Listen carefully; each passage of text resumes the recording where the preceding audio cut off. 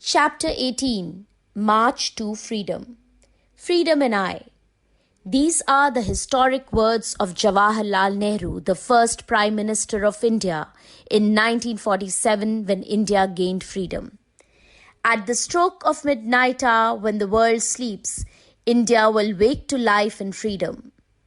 The struggle for India's freedom entered the phase when people became vocal against the British. The important events of this phase can be described below. Extremists and moderates unite.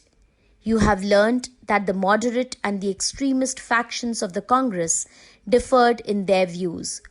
The former believed in appeals and petitions, while the latter favored processions, protests, and hartals. They realized that they could pressure the government only when they were united. In 1916, they sorted out their differences and united themselves at the Lucknow session of Congress. The year 1919. The year of 1919 witnessed the events which made the Indians bitter against the British for all times to come. Montagu-Chelmsford reforms. In the name of giving concessions to Indians in 1919, the British government passed the Government of India Act 1919, also known as the Montagu-Chelmsford reforms. The real intention of the law was to divide the Hindus and Muslims further. It ignored the people's demands for self-rule. This made the Indians very dissatisfied now. Rowlatt Act. The Indians were demanding more rights while the British government did just the opposite. It passed the Rowlatt Act 1919.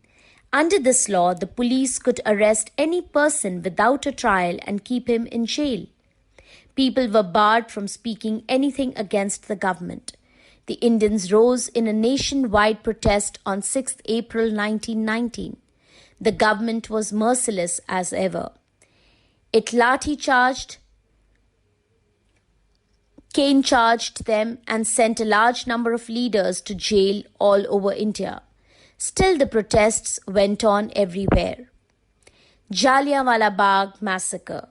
When people in Punjab protested against the Rowlatt Act, the government arrested two leaders on 10th April 1919. They were Satyapal and Dr. Saifuddin Kichlu.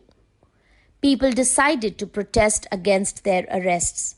13 April 1919 was chosen as the day for protest. In the Punjab, this day each year was celebrated as the well-known festival of Baisakhi. About 20,000 people assembled at the Jallianwala Bagh in Amritsar to protest and celebrate this festival. These people included a large number of women and children. This bagh is surrounded by walls on three sides, while there is a narrow opening on the fourth. People sang songs and chanted slogans. They did this completely peacefully, but the British were bent upon showing its demonic power.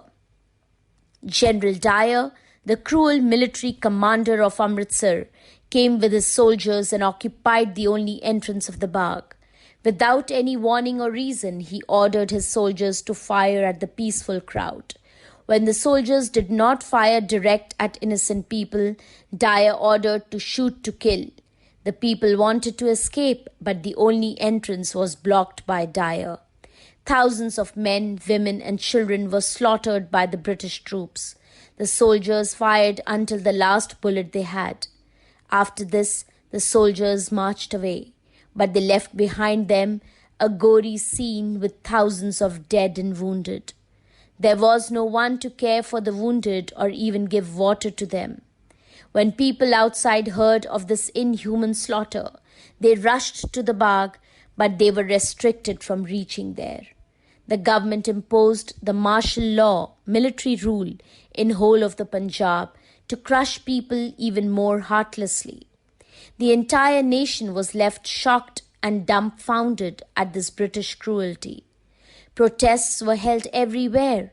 The British were even more ruthless now. To suppress people, the British government arrested a large number of leaders, including Gandhiji. Rabindranath Tagore renounced his knighthood in protest. People now looked towards Gandhiji with some hope. Now he was to lead the movement. He emerged as the most popular leader of the nation. Mahatma Gandhi. Gandhiji practiced law in South Africa for 21 years, where he fought for the rights of the blacks. He returned to India in 1915. He was brought into politics by Gopal Krishna Gokhale. He first toured to know more about India and started some minor movements like Champaran, Ahmedabad, and Kheda in support of the poor farmers and workers. We celebrate Gandhi Jayanti on 2nd October each year as mark of our respect to his great personality.